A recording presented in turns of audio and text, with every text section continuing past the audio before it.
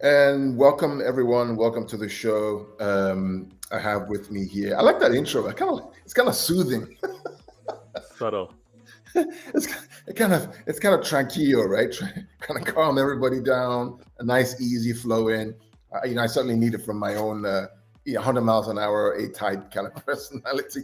I really enjoyed it. But welcome, guys, to the show. Welcome to the preview show for the City versus Real Madrid semi-final Champions League. Tomorrow's game. I'm excited about being able to be here, man. How are you guys doing? Vader, how are you doing, man? I'm doing well, man. I liked all the activity that happened over the weekend with regards to the EPL and how Manchester City handled business, and obviously entertained based off of some of those updates I was seeing in that Liverpool match. But all in all, expected, man. It's just about City handling business, and now it's Champions League to handle business. Yeah, baby. It's all about Champions League. About the weekend's game. Just a quick point about that, Patrick. Coming to you. So I mean, to be really serious. I mean, let's be really, really serious here, right? I mean, seriously, there's a problem with the Premier League and the PGMOL. There's a real problem because what we're seeing, in my opinion, this is my opinion. It's not Patrick's opinion. This is not the pitch point. It's just me. There's something not right about what's going on. I have Liverpool friends who are in the US here. We talked about it after the game. Even they were saying that something's not right. It's either corruption or it's incompetence. It just doesn't make any sense. Something is not right with the game. What's going on, Patrick? An introduction to you. Look for me. Yeah. What's up, Patrick? In the comment. Look for me. That's Ricky, I think so. So what's up? What's up to you, man? To me, I'm not blaming anybody. Obviously, I'm blaming the Premier League. I'm not blaming Liverpool. It's not Liverpool's fault.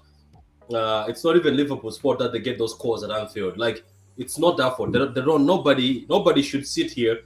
Especially I'm not talking about us, but people on people watching, because some people were saying, "Oh, these guys are paying refs." No, nobody's paying refs. It's the refs that are incompetent, and it's the refs that pick which ground to go and perform like that. The same way they went to the Atletico Madrid game where they say, "Oh, it's a scary stadium," or the Bernabeu is a scary stadium, or the Camp Nou is scary. You know, where back in the days they did the Van Persie thing where Van Persie shot the ball while he was offside and they gave him a red. Remember?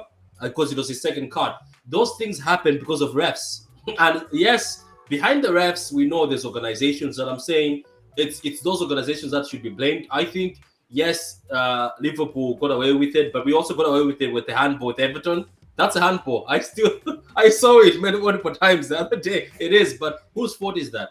I think it's the Premier League's fault. They want a title race, that desperate, that let's get a title race here. Let's make sure this team wins, because they knew yesterday that what if Liverpool are 4 points behind or 3 points? Maybe they'll get demotivated and just give up. So everybody has to just be honest. Everybody has got very dodgy calls, but yesterday I think they took it to a next level. Yeah. The level was too much. You can get away with one or two, but if you start getting away with a bit too much and obvious ones, and now they want to fine Lampard because he said the truth. He said the truth. You clipped the guy in the box. So I don't know, man.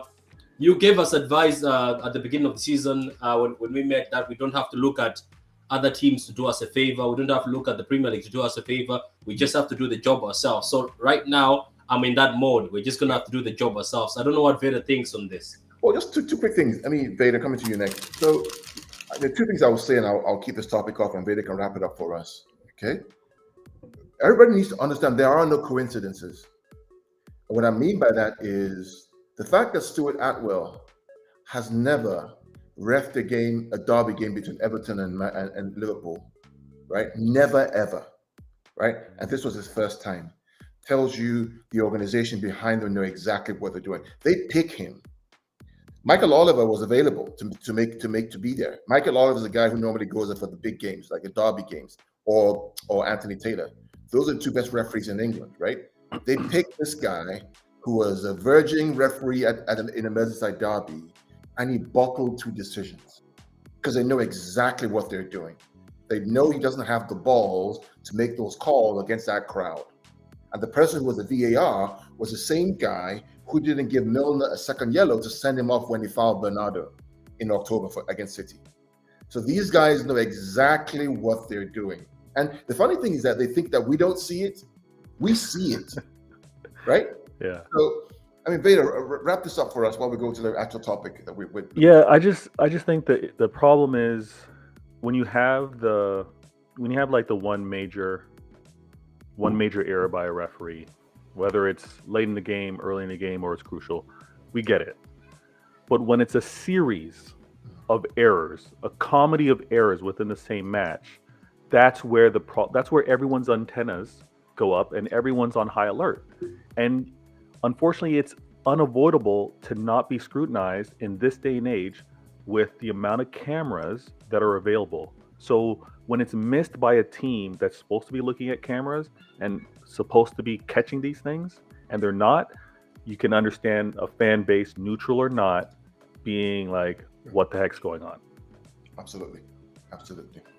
And so we just have to back ourselves. There's 5 games left. Let's go get 15 points and then call this a day. Let's talk about the game coming up tomorrow. Patrick, what did you hear in the press conference from Pep? Give us some highlights of what you heard, man. Okay, so basically, right, straight off the bat, welcome to everybody and everybody who's watching. Hopefully you share this, you subscribe to Better Games, you subscribe to Pitch Point, subscribe to True City Fan.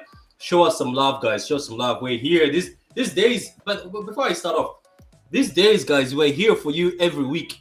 Before we used to be complicated, but me, Veda, and Carl, we're here every week for you guys. So show us some love, man. All we want is some love. Nothing else but some love. Look, Pep was making a few jokes. He said Gabriel Jesus can play anywhere, including right back. That's another one.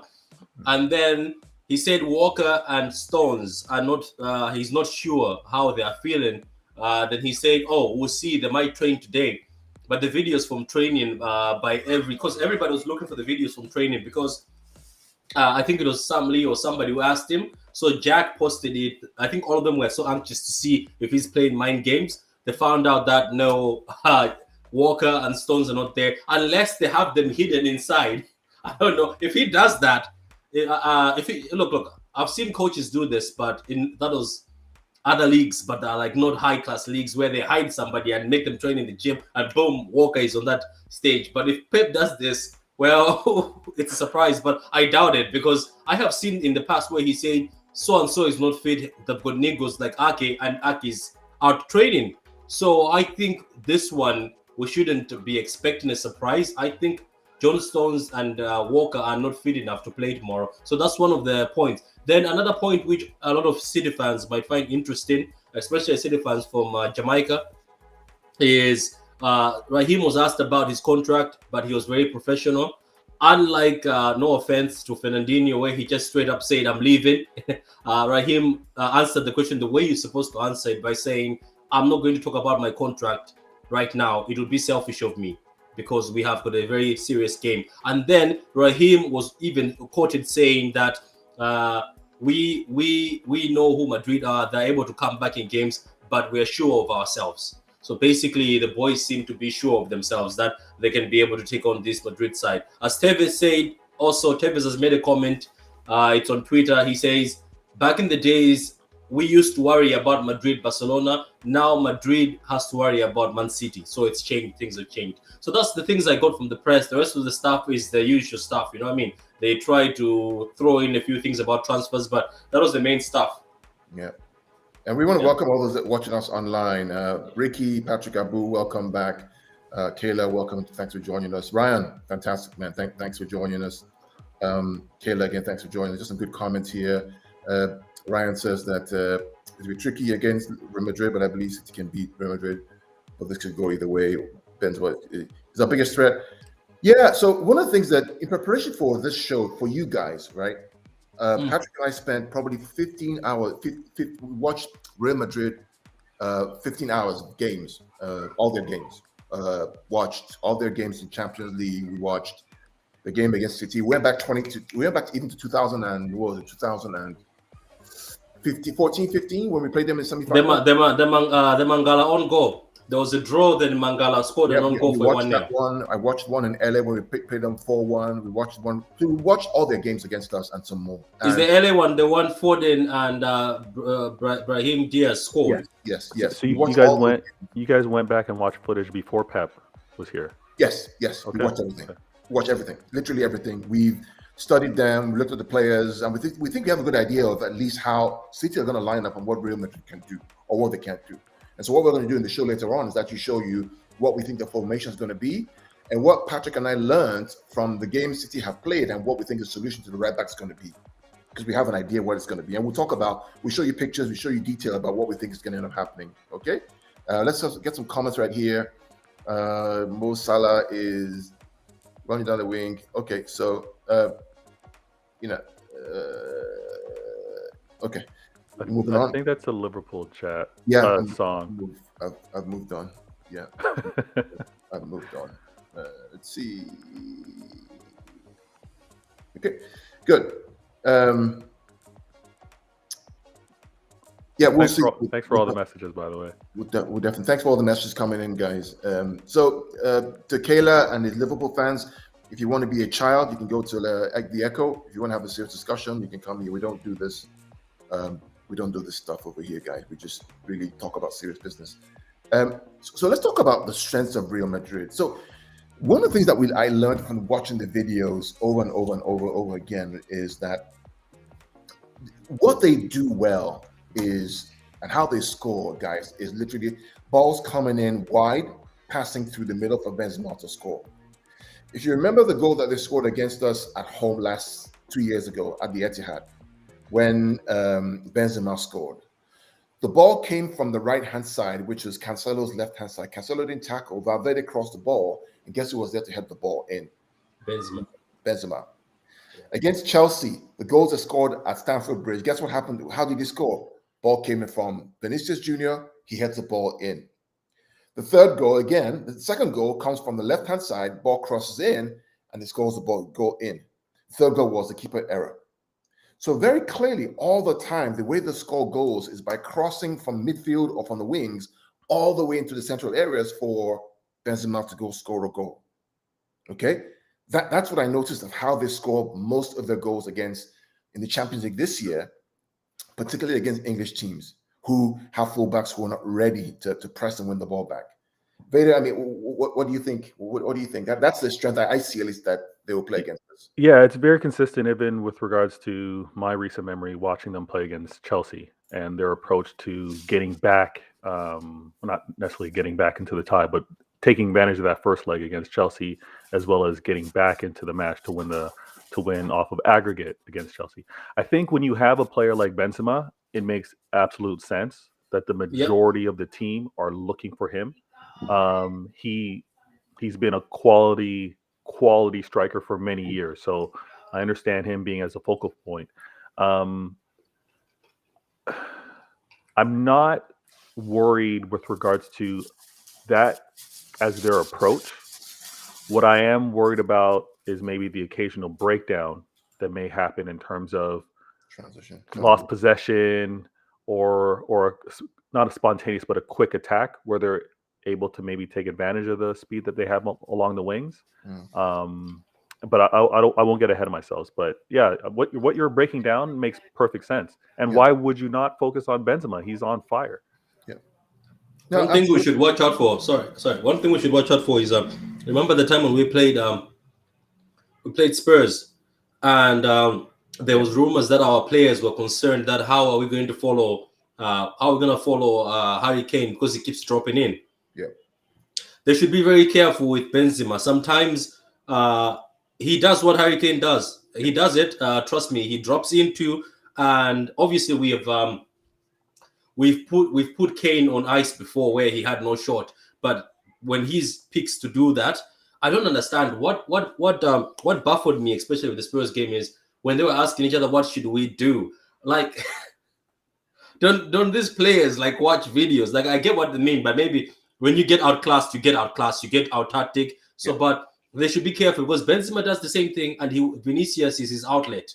But now it's not only Vinicius. What has happened is Rodrigo is on fire. Also, Rodrigo from the other wing is on fire. So Benzema, if he's not getting any joy, he drops back in. Vinicius and Rodrigo will try go in, and he'll try look the ball or do 1-2 passes. So if you also, especially Vinicius, if we find a way to shut up Vinicius, that's the guy who shut up Vinicius and Modric. Those are the two people who seem to connect very well with Benzema in this team. That's what I have seen. And I saw it in the Chelsea game when the Vinicius was running riot. That's when they got skinned. But I noticed that in that second leg, Tuchel found a way to shut down Vinicius for a while. That's why they were able to nullify him. But we have to be careful with the dropping in of Benzema. I don't know what you saw, Carl, yourself. Yeah, so my third comment here was Madrid may try to play a back three like Tottenham and counter-attack with balls over the top, with Benzema playing that Kane role, feeding two wide runners left and right. That was my comment that I put down on paper right now. The way Tuchel shut them down, right, in Madrid after 60 minutes when they was two things: control and run them ragged. That's what Tuchel did. Chelsea were able to control with sharp, crisp movement and passing, no errors. They kept pressing and winning the ball back and recycling and repassing, and they were faster and faster and faster and faster. Madrid couldn't keep up. It was 3-0. If you go 3-0 against City, you're finished because all they do is pile on pressure, right? It was 3-0. PSG did the same thing for 60 minutes. They put the same pressure, the same speed of passing, controlled the midfield, but then lost concentration after a while, which is what Chelsea did. So how do you beat them? Control and speed. You have to have your guys who can run and run and run, which is why I think Foden was rested, which is why I think that Jesus didn't play the other leg, and I think they're going to have a real role to play in this game on Tuesday. But you have to run. Yeah. You're going to have to run. If you can't run against Madrid, you're going to get killed. Just come to you, Vader. I watched the Madrid-Sevilla game. Sevilla were battering them until the referee again made a corrupt action by not giving a red card to Camavinga because he was too scared to send off a Madrid player. Should have been a second yellow, and it should have been off. But again, referees in this day and age, either something's happening to them, they're either incompetent or corrupt.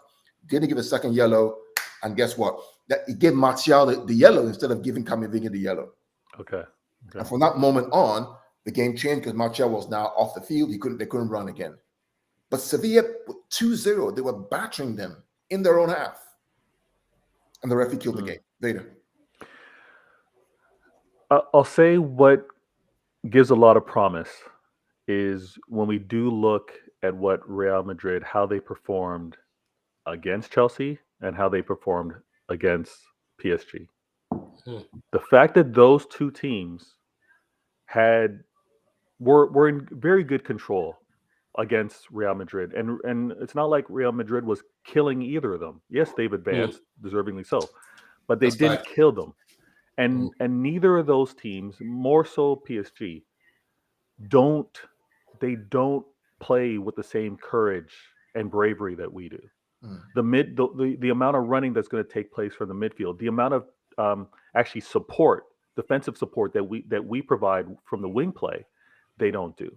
So I think the analogy that I often use with regards to Manchester City, and we're like a boa constrictor. We like to pin our opponent, we like to close them in, and then we like to apply pressure. Every inch they give up, we take. And I think throughout the course of the game, Manchester City can have the advantage that it needs. The midfield's going to be absolute key. And the players that were rested from our APL match are going to be so important for this leg. And then at the same time, we have the threats for when we do have possession, or when we do have possession, we can also control how we play defensively, retaining the ball. And I think we can execute a very well-controlled first leg, especially at the Etihad. Absolutely. Ricky, thanks for your comments right here. And so let's get into let's talk about formations. And what I'm going to show you guys 4 or 5 pictures. We're going to talk about the lineup, what we think the lineup's going to be, and then we'll explain why we think the lineup's going to be like that. Okay. So hold on, guys. I'm going to share my screen. Bear with me. and we're going to show you what we think the lineup is going to be, and then we'll talk about. Let me see.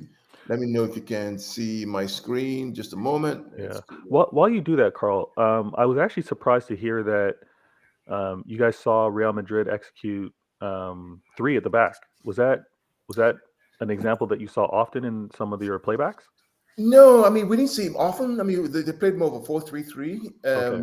But I think the issue is that how do you match Bernardo, Rodri, and De Bruyne versus Kroos? Bernardo, Rodri, and De Bruyne versus Kroos, Modric, and Casemiro. I mean, the energy levels. Got it. Just 3 versus 3. You're not going to beat that midfield of these 3 with a playing 3 in the midfield. You're just not. I understand. Okay. You're just not gonna. It's just so you have to adapt. Which Ancelotti may do, and he's been known to play a back 3 once in a while. But here's what we're talking about. And then Patrick, if you see the comments on the side, just kind of read them out or share them if you can. We think Edison's going to start, right? Can you see my screen? Mm-hmm. Yep. Right. We think it's going to be Laporte and Diaz unless Stones makes a miraculous recovery. We think I'm worried about Diaz more than Laporte. I think Diaz has shown that he can switch off the season. Hopefully, last year's Diaz will come back. Okay. We know Rodri's going to hold. Yeah, we think De Bruyne and Bernard are going to play because he didn't play last game much, and then Bruyne was rested, and these are the 3 I think who are going to dominate midfield. The left back, it's probably going to be Ake or Zinchenko because Cancelo is suspended for 1 game, and we don't think Brand is good enough to play at this level at this point in time. So we think it's going to be Ake or Zinchenko. What do you guys think about this happening? Is Zinchenko or Ake? I think it will be Ake. I think just based off of his recent form, how much he's been trusted by Pep, and the confidence that he's shown while playing, he hasn't missed a beat, and he does. I mean, it's deceptive, but he's got pace. So I think him being there would be a very reliable choice at left back. What do you think, Patrick? I don't know. For me, he's been very reliable, but it's for me, it's very difficult right now with the 4 backs not there. I would have really enjoyed if this match was played with everybody with a full team. But anyway, it is life. It happened, and I'm pretty sure Atletico Madrid, that's what they were after. That was the mission. That if we haven't made it, I hope you make it with suspended players. You make it with injured players. So for now, look, for me, Ake would be a great choice. I still wouldn't put it past Zinchenko, but maybe we'll look at another graph because I'm pretty sure maybe you've got more graphs. But look, Ake would be a solid choice, and maybe having Ake there would give us a risk to play somebody like Egan, who's just a young 4-back, because Diaz will look after him, and maybe that they can be. Ake doesn't have to go in front, doesn't have to bomb in front. Yeah. Obviously, we lose on the attack with Ake. But maybe Egan can be told, because I saw Egan was attacking in the Sporting game, and it looks like there's a bit of skills. So I don't know. That's just my thought on everything. Yeah, Patrick, we'll talk about the right side. I'm going to leave that to the last because it's the reason why we have this on the right, and I want to build up the case for that right side. But the reason why I kind of thought Ake was because Ake is faster than Zinchenko. Not even the question. Yeah. Speed. He's a better defender than Zinchenko. Right, and the first leg you always want to you don't want to lose. You always want to preserve. The reason why Chelsea got kicked out of the Champions League was because of their first leg, because they conceded 3 goals. Because somehow the back 3 wasn't working, the back 4 wasn't working, and Benzema was able to score. Right, if Chelsea did not lose that first game, Chelsea go through. We're playing Chelsea right now. So for me, Ake is faster than Zinchenko. Yes, he's not as creative, but then you have the creative players of Bernardo and De Bruyne and Rodri and Sterling, who can overload the left side of the field and stop that area. And I explain what I mean by that, right? We talk about the false 9 being not just a person, but a positional play. And when we play the false 9 really, really well, right, we always overload one side of the field, which is always the left side, because we want to dominate that side and drag everybody over there and create space on the right side. What that also does for us when we overload the left side is that there's less pressure on the right because all the other guys are tucking in centrally to cover. You following me? Yep. Yeah. So you overload one side, everybody gets dragged there because there's so much problems, and then the right side that you have a problem with is not covered because you have cover right there. And I'll show you the example of what's in a video I saw. You have a question here, Carl. Sorry, you've got a question here. You're the one who can click them. None of us can click. So you've got a question in the comments. Yeah. Just read out the comments. I mean, I don't want to leave my. I don't want to. I see what you're saying. Yeah. What was the question, Patrick? Oh no, you're the only one who's got the power to click on the comment. He just says, just read it out loud. Just read it out. I don't want. Okay. Okay. Do you think it will be a back three and then Rodri and Fernandinho? No, it won't be that is why we tried it to be Watford. It won't be a back three. I think that's why we tried it with Watford. I think that's what he's trying to say. Right. I think here's what he's going to do. Right, and it's going to be a 4-1, 3.5-2. A 4-1, 3.5, and 2. A 4-1, 3.5, and 2. The half here, right, is Jesus, who's going to have 2 roles. His role here, in my opinion, is going to be one where he's going to help cover the right back, but also attack as well. And then Sterling and Foden will be the 2, but it's going to be a 4-1, 3.5, 2. Now, here's what I mean by that. Let me explain why I think it's going to be a 3.5, 2. Let's go to, and forgive me guys, I'm going to just walk through this very slowly so we all are on the same page. So we're all kind of following and we're all doing this. 2 years ago when we played Real Madrid, okay? Can you guys see my screen? Yep. Okay, very good. We were away at the Santiago Bernabeu. This was in 1990. We played Real Madrid away. Do you remember what Jesus' role was in that game? He was a presser, actually. He was the left-sided midfielder / half that was covering who? Mendy. Yeah. Remember that? Mm-hmm. Yeah, I remember. Jesus was playing this weird role where he was basically moving forward, coming back, but covering Benjamin Mendy because Benjamin Mendy was weak on that side. And they had Valverde, who was on that side trying to cross balls in. No attack, no sustainable attack came from the right side. The goal they scored came from the left side because Mahrez and Otamendi had a boo-boo.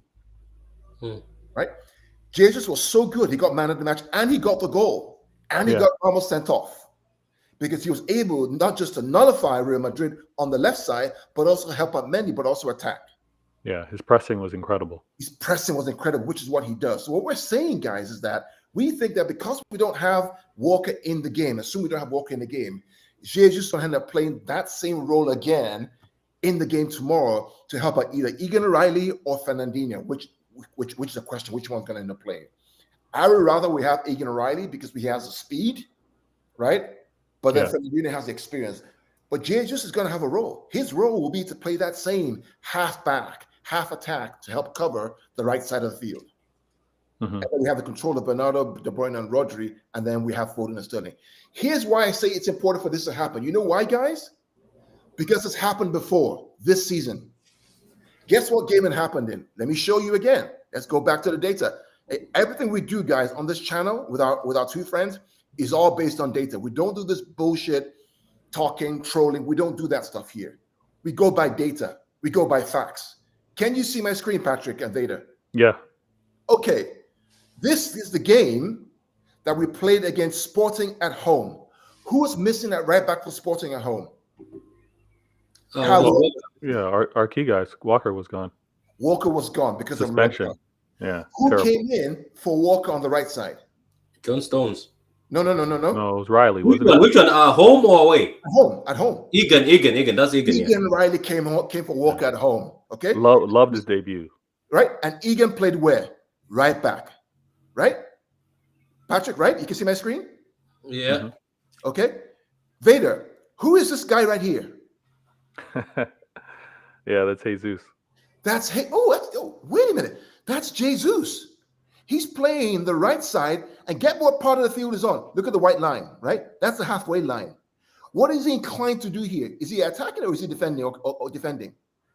Yeah, he's playing a supporting role. So yeah, he's in He's defense playing the mode here. supporting Yeah. role to cover for Egan Riley at the right back. Because all the other strikers are up front, the front three are up front. Can you see that? Mhm. He's playing more of a deeper role. And the ball is right here in the semicircle. I'm going to show you another video that the ball goes up more front, and notice the role of Jesus once the ball goes forward. Let me show you the next drop. Again, guys, this is all video analysis. This is not just us talking shit from, trolling and stuff. This is all video analysis. Okay? Next to it, the ball's on this side. Look at Jesus again. Look at Egan. Look at the space. Again, covering. In case this guy makes a move, Jesus can what? Cover. Yeah. On the right side, Jesus, Egan Riley, Stones, and Laporte. Balls on the right side. What side of the field are we overloading, guys? Left. Left The side. left side of the field. We have 1, 2, 3, 4, 5 players on the left side of the field. And there's a big hole here for the false nine to drop in, who is probably going to be this guy, but is waiting for the signal to drop in. We're overloading one side, creating the hole, and this guy's protecting in case we lose the ball. Right? Mhm. Now, Yeah. watch the next clip where the ball goes to the opponent's box. Let's go to the next clip. Okay, let's go to the next clip, number 3, and we are right here. Okay, now we're in the box. Now, you would think for a number 9, or Yeah. if Jesus playing number 9, where should Jesus be? He should be here, Yeah. right? But where's Jesus? He's still back here. Yeah. At the Why? very least, he should be by the 18-yard box. So he's waiting for counters. Yeah. Exactly. But look, we have these guys. Did you have to pick the one Raheem did not score? Right. Raheem's attacking the box. We have Foden, or is it Grealish and Gundogan attacking the box. But Jesus again is playing cover for the right back because he knows he's a young kid. This was against Sporting where we had no right back. Yeah. Which is why we think that Jesus' role is going to be this role right here. Let me just share my screen and we go back here. We think he's going to play that role to support either Egan Riley or Fernandinho. It will not be Mahrez. Yeah, I agree with you. I don't see Mahrez wouldn't play that role effectively. He just doesn't have that type of mentality or awareness. So no, it makes perfect sense. I know you have Riley and Fernandinho as options there, and I know we won't know. There's no way of telling. But and I think you mentioned this, or maybe Patrick did, but I'm in full agreement for that to be Riley. Like, I would rather see a right back that thinks right back all day, all night in that role, as inexperienced at this level as they may be. I'd rather see him there. Right. I think instinctively he'd be a truer fit. And for him being so new, so young, I think he'd probably stand up more. I think he'd jockey. I think he'd just be in between of Junior as much as he could, as opposed to going in for some tackles. Right. So yeah, I'm not mad at that shout at all. I mean, the key thing for Adam says he's in the background. Oh, he's in the background. Let me go pull him. I think the key for us really here is, let me stop sharing and we'll come back, is that we've seen this happen before. We saw this happen. We saw this happen just against Sporting. Right? It happened against Sporting. It's not a mistake. Okay? And when we looked at the guys online, again, we like to look at facts. We don't do this trolling stuff. We don't do that here. We look at the facts. We watch 15 hours of video against both teams. And what we saw was that the Sporting game with no Walker, Riley played, and he played well, kept things simple, and Jesus was helping him all the time, going back, supporting him, playing a deeper role, just like he did when we played Madrid in Santiago Bernabeu 2 seasons ago, helping Mendy on that side. Then when we got the goal, Pep changed it and pushed Jesus forward and brought in Sterling brought Sterling in, and now we attacked because we had the away goal. So now Madrid were on the back foot. Are you following me? Yep. This is, in our opinion, we think that's what's going to end up happening. We hope Walker starts. We're not sure. But ultimately, if Riley starts, Jesus is going to have to cover him. If Fernandinho starts at right back, Jesus is going to have to cover him. He's going to have 2 roles. And he's in sparkling form right now, Jesus, from the game we had on Saturday. Have you guys watched the video of the training video? I was trying to watch it, but for some reason the website wouldn't allow me to watch it. Of the training, the live training that they did. Yep. Welcome, Adam. Welcome, Adam. We have some comments here. Good evening, guys. Says Charlie. James says Fernandinho played 90 on Saturday. He played 90 on Saturday. So which means that Egan Wright is probably going to start.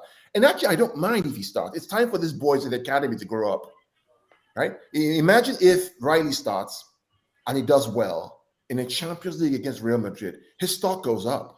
That's what isn't that what I've been preaching for months? That sometimes, right? I get it. It's a risk, but when you are short somewhere and desperate, yes, I know Pep, and I have a feeling we might see somebody senior who a weird senior. He would rather go senior, but sometimes just give the kid. Yes, they'll get skinned, but it's part of life. Like, what else can you do? That's the reason why some of these kids, I said it multiple times, they had to be played in those cup games. If some of these kids were given an opportunity in those cup games, maybe we wouldn't be having conversations like this. Do you get my point? Yeah, to Charlie's point, Charlie, I understand that it was Sporting, but the point is that Pep has done this before twice. Madrid away 2 years ago, Mendy was suspect. He played Jesus to cover for Mendy. He did the same thing again 3-4 weeks ago against Sporting. Used Jesus on the right to cover for Egan Wright. We don't have a right back. We may not have a right back. There's a question for you, Carl. Charlie says, how can you compare Sporting with Real Madrid? See, it's not the comparing the teams. It's the principle. Yeah. Again, coaches do not look at teams. They look at the principles.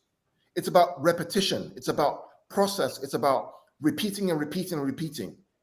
If a coach has done it before in the past twice, he's more likely to do it again in the future. Are you following me? It's about repetition. He did it against Real Madrid at the Santiago Bernabeu with Mendy. He did it against Sporting. I'm not comparing Sporting to Real Madrid. I'm not doing that. What I'm telling you is that when it comes to a foot race between Vinicius and Jesus, there's no winner there. Jesus beats him every time, right? And Jesus has the offensive capability to tackle their left back. So again, are you sure about Vinicius, Carl? Patrick, Vinicius is the most overrated player. No, we're talking about the pace. Are you sure about the pace? Because the pace. Yeah, but Patrick, no, Patrick. Carl has a point. Vinicius on the planet. Vinicius can be no talent, but the pace part, I beg, the pace. The pace. Will he get the ball? That's the thing. Yeah, you can say that, but I'm talking about the pace where you say Jesus can overpace of Vinicius. No, Vinicius, there's pace. There's pace. So this whole idea about Sporting and Real Madrid, I'm not saying they're on the same level. What I'm saying is that Chelsea we're up 3-0 against these guys. And if not for the first leg and lack of control, they get through. Sheriff beat them 3-1 at home. Inter Milan beat them. Sevilla were up 2-0 against these guys until the referee got involved. Are you telling me that a team that's competing with Liverpool, that at 80 points and we still won the league, cannot control them? I think we need to back our team. I think we are. I think we are backing our team. I think United Tonic is a Madrid fan. Yes, look, I'm with you. I'm with you on pace. I'm with you on pace, though. I'm with you on pace. But I get what Kao is saying. Kao is not trying to say Madrid is Sporting. It's about the principle or the style you go for. Because right now we're in a desperate situation, the same way we're in a desperate situation in both Sporting games. Obviously, he will use the same theory, but the only guy we have in our team, Raheem sometimes does it, but he has to be pushed. He has a mood to do it when he tracks back. But somebody who's guaranteed to be selfless. That's why he was name dropped by Pep in the conference, that he can even play any position. Because Jesus is willing to say, okay, I'm a striker. I don't want to start part today. I'm here to look after the midfield. I'm here to look after this young fullback. That's why that example has been given. That's the example that's been given. Yeah. Because most of you guys here, as Carl says, is you like going. I've watched a lot of YouTube. I have been on YouTube a lot of times watching people for the past 5 years. And I love the sound of my own voice. That's why I started my own channel. I'm joking. So anyway, what I'm trying to say is a lot of people just go for throwing and trying to throw. No, Kyle doesn't do throwing. He's I don't doing think facts. so. He's showing you facts. So what he's showing you is when we are desperate and there's a fullback who we think is weak, the same as Benjamin Mendy, Jesus is told not to go in front a lot, not to attack a lot. Jesus is very cautious what he does. Yes, Jesus will attack you if he sees you're being slow, like Varane, what he did to Varane. If he sees, oh, there's a bit of weakness here, he's going to attack you, but he's willing to run back and track back. Even if you watch the games where Jesus is helping somebody, what happens is, even when he's in front, when the other guy is already in front, Jesus starts running towards the middle to go and block this angle and stand here and help the fullback. So that's what it is. Adam, your mic is doing that Siberian thing. Yeah, well, I just and again, mostly it's for the chat. What's being broken down right now is just showing reactions of what the manager's done, showing strategic approach that the manager's taken in the past. So it's providing the rationale on how Pep may set this team up with regards to the injury issues that we have at our fullback position, as well as the suspension with regards to Cancelo.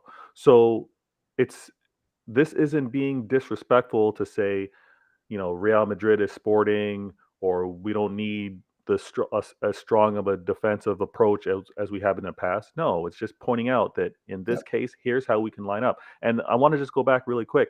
When we made the mention with regards to even defensive awareness and tracking back and position play, Sterling has done it.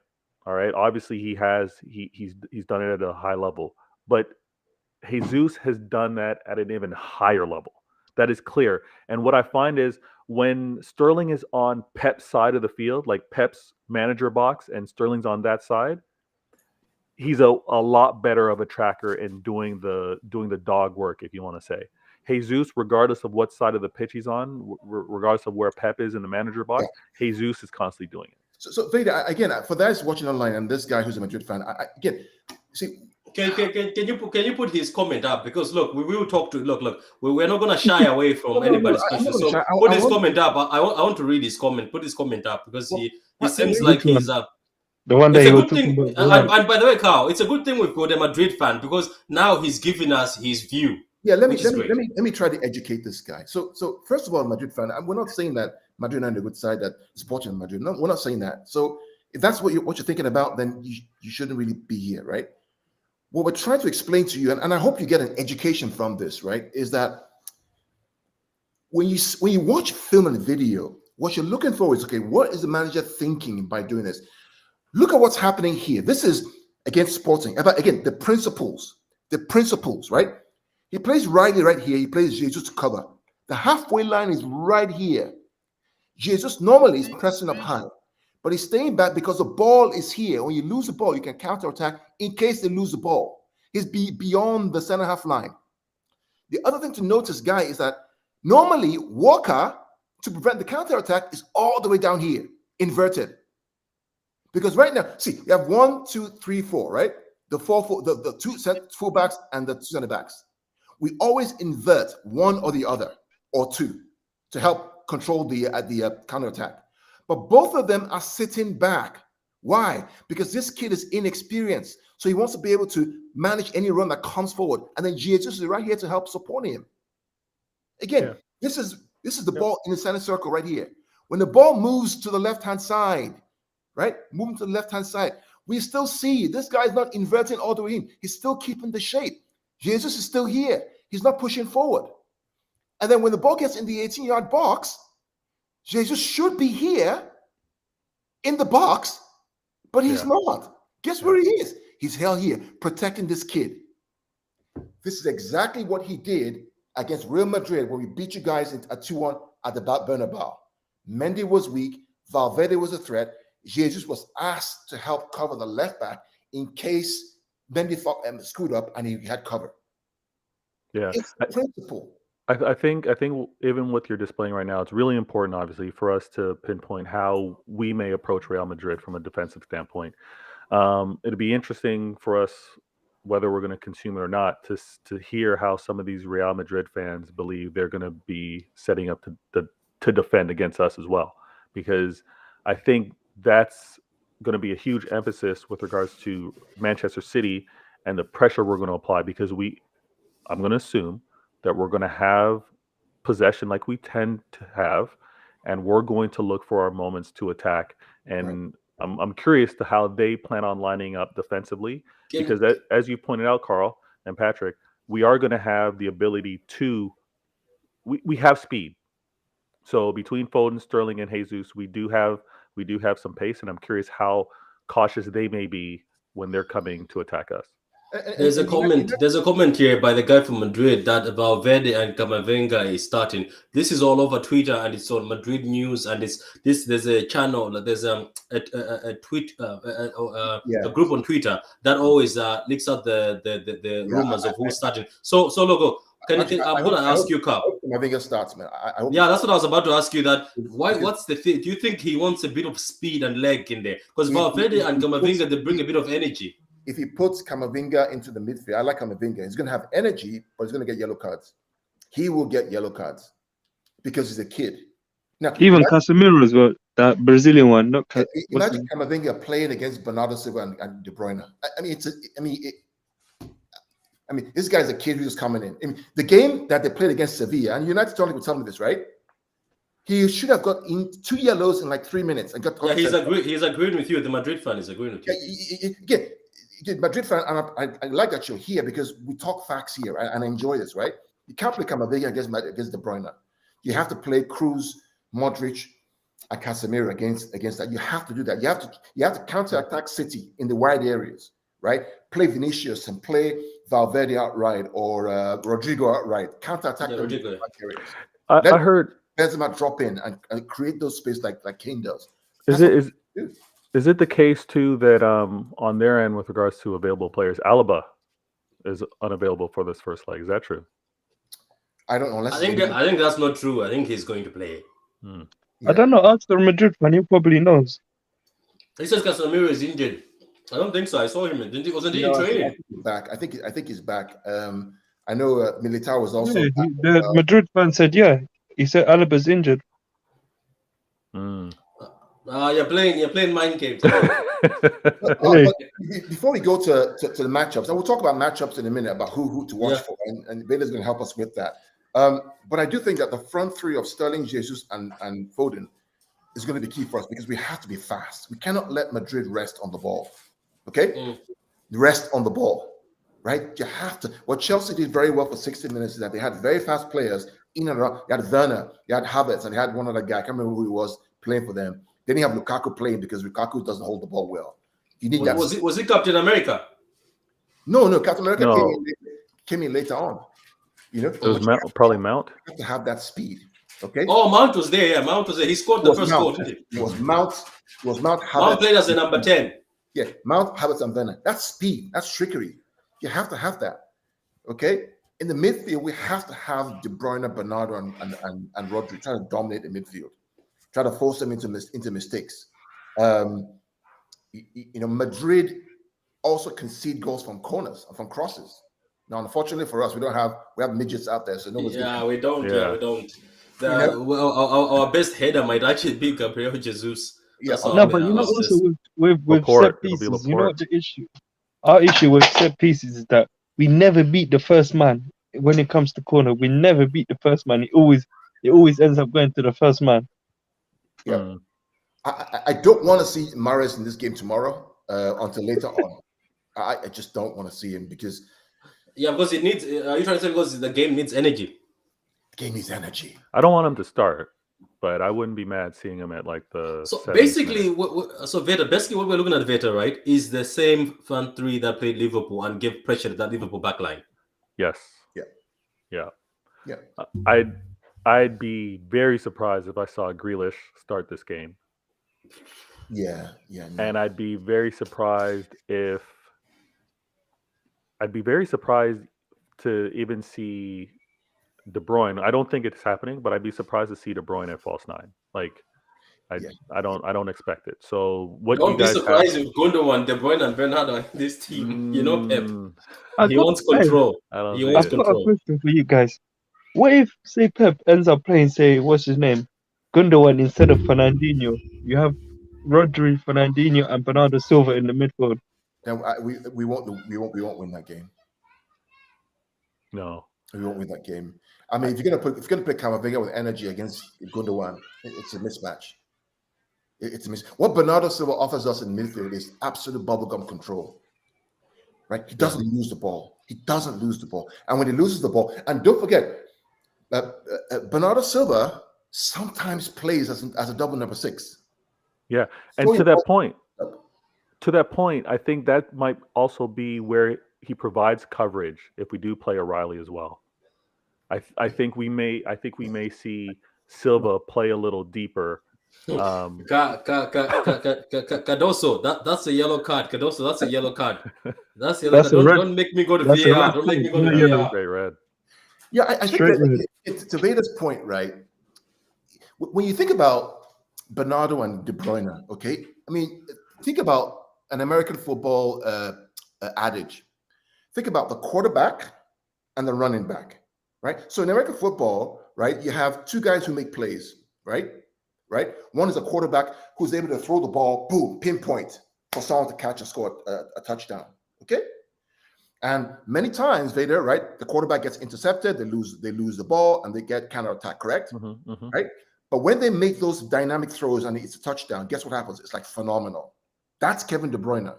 De Bruyne is a quarterback who makes those dynamic passes. Yeah, I see that. The running back is a kind of player who the quarterback gives the ball to, and their job is to control. Get the ball 10 yards, get the ball 10 yards, get the ball 10 yards. That's what they do. Bernardo Silva is a running back. His job is to get the ball moving forward, win the ball, get it back. Kevin is that, boom, quarterback throw. So you have quarterback and running back, and you have Rodri, who's almost the blocker who really wins the ball and distributes the ball. If you have Gundogan there, Gundogan's not a running back, right? Using that same analogy, neither is the quarterback. Yeah. He's not as good as Bernardo, and he's not as good as Kevin. So his role is kind of, against a Madrid side is going to be winning and running. I don't think Gundogan should start, in my opinion. I hear that. We're in trouble. I think where we look at as we point out De Bruyne, Silva, Rodri. If we're gonna be fair, we're assessing team versus team. We have the edge within the midfield. As fantastic as Real Madrid are, right, with Modric, Kroos, and Casemiro, they're amazing. I'm not taking anything away from them, but I think if you were to look at those three versus our three in this day and age, we have the edge. I think the energy level we have, I think we match in quality. Having been to the semifinals last year, making it to our first final, I think knowing what the expectation is there with the players, the trust is there. So I think we have the edge in the midfield versus Real Madrid with regards to how we approach and attack each other. We're going to have to be disciplined, especially in the fullback areas with either Ake. That's why I prefer Ake over Zinchenko, because of the discipline. And also the right back. If we have that Jesus playing that double role, we're going to have to be really, really disciplined in what we do. Patrick, remember that game against United that Jesus was playing that half role and he got us a penalty? Remember that one, that United game? You remember that? Say that again? Do you remember the game we played against United 2 seasons ago where it was 2-0 to United, they beat us, and Jesus gave away a penalty? Remember that? Right? Yeah. You know why? Because he asked to play that role as well on that right side. Yeah, he was asked to track back, and I felt sorry for him. But let's just take this away from Madrid for a minute. That's another thing, City fans. Some of the City fans who keep attacking this young player. He's a talented player, right? But he's selfless. If, as Carl said, if he was a selfish MF or a selfish whatever, a selfish guy like what you're supposed to be as a striker, he would be what? He would be selfish and say, no, I don't want to do that. I want to stay in the front.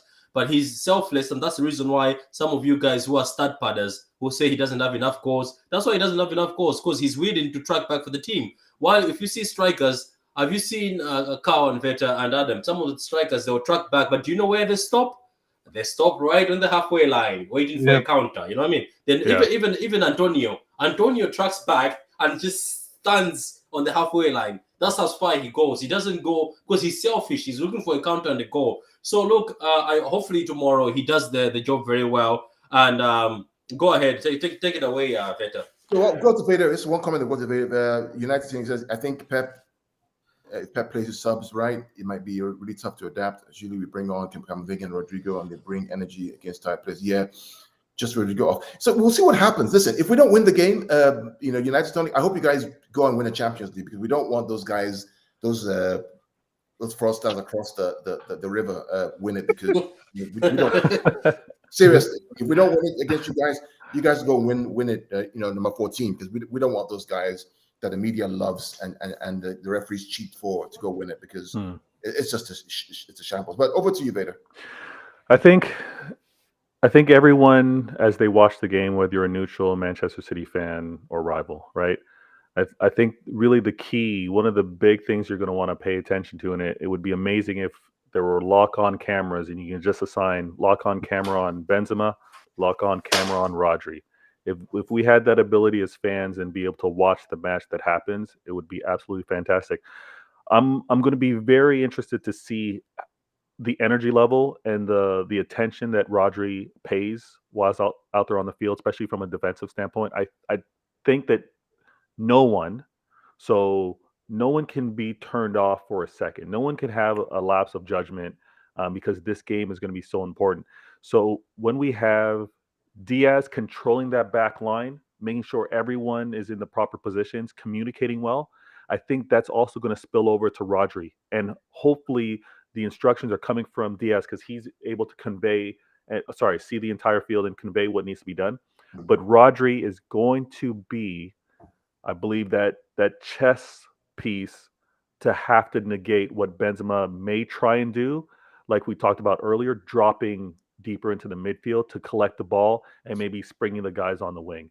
I think Rodri's going to play a key role in that. And if he's dialed in, if he's recycling the pace, the ball when we're on offense, keeping things flowing, amazing. If he's also able to be dialed in defensively, it's going to be a long day for Real Madrid. Yeah, just want to talk about some matchups. And we talked about this earlier on. We think that there's going to be some key matchups that will determine where this game goes. Valverde or Rodrigo versus Ake. So either Valverde or Rodrigo. And United Tonic, let us know, is going to start on that right side. So it's one of those two. We think Ake is going to start. We're thinking Vini Jr. versus either Jesus and Egan Riley, or Fernandinho is going to be the key on the other side. Benzema, again, the way Benzema scored his goals against Chelsea was from deep, because Jorginho and Kante didn't track him. They left him alone. And so Rodri and Diaz are going to have to watch that guy from deep. Yeah. Right? And make sure they cut off that supply to him and from him.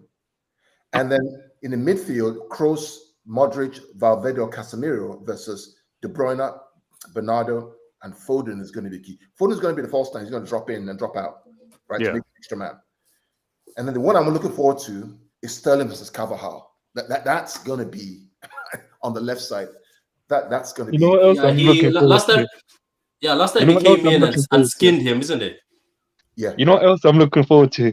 Sterling versus that useless, bang average defender, that Brazilian one, that Militao, that people always overhype. I seriously have something against that Militao. I don't see what people see in him. He's overhyped. Correct me if I'm wrong. Are there rumors about Sterling going to Real Madrid? No, it was AC Milan that I saw. Apparently AC Milan, they want it, but I don't know how true the rumors are. There's also rumors about Mahrez, AC Milan. I don't know. Okay, that's good. That's actually good, because our players turn up when there's a lot of transfer rumors. You're talking about the Jesus when you said you're going to Arsenal. The Jesus Arsenal and the fire is not dropping. The fire is still, even right now as we speak, it's all over Facebook. Yeah, I think Nigel, to your point, I think Sterling starts. I think he starts on the left. I think Sterling versus Carvajal is going to be a matchup pace and trickery versus Carvajal struggles, and he's older, so that may be a challenge. I mean, Charlie, Gundogan, I don't want to see Gundogan in this game. I just don't want to see it in this game. And shout out to Saint LFC TV. It was such a good brother, man. Shout out to you, man. And I did a preview for him for the FA Cup game. He was actually looking for. Apparently, he found me very he said very humble and very tame. So he was looking for a fiery City fan. So I said, I'm gonna get you, Carl. he says for the next preview, he's looking for somebody who will go toe to toe with him. I was like, well, okay, if you want somebody toe to toe, I'll get you, Carl. Carl will go toe to toe with you. Tyson Fury So, and Dylan White. No, I mean, I mean, this is the point about who's going to play right. He thinks Valverde is going to play right. I won't be surprised because Valverde played in the game I played at the Etihad 2 years ago on the right side. He was the one that crossed the ball for Benzema to score because Cancelo didn't track him, right? Again, guys, we watch all the clips. We spent 15 hours watching all the games, right?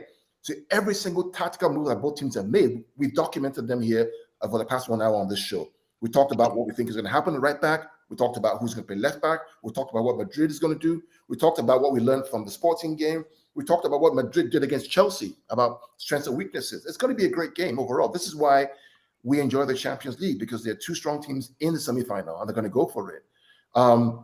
We just hope that if we don't win, Madrid guys, if you don't win, please go win it, because we cannot bear the thoughts. Oh, you don't want the 70 minutes. Yeah, I think Foden starts in place of Raheem. No, we have Foden. We have Foden as a false nine and Raheem at the left, and then Jesus at the right hand side.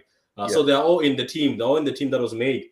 Yeah, sure. and in all fairness, Sterling and Foden may be interchangeable throughout the game, right? Like Pep these guys may look and see. All three of them, to be honest, if they fail, all three of them will just change. I think what you end up seeing, Patrick, is that these four, 1, 2, 3, 4, will end up interchanging all the way through. Yeah, there's a question for you here. There's a question for you here. There's a question, Carl. Do you think either John Stones or Walker will feature by Centurion's 100 points? We don't know.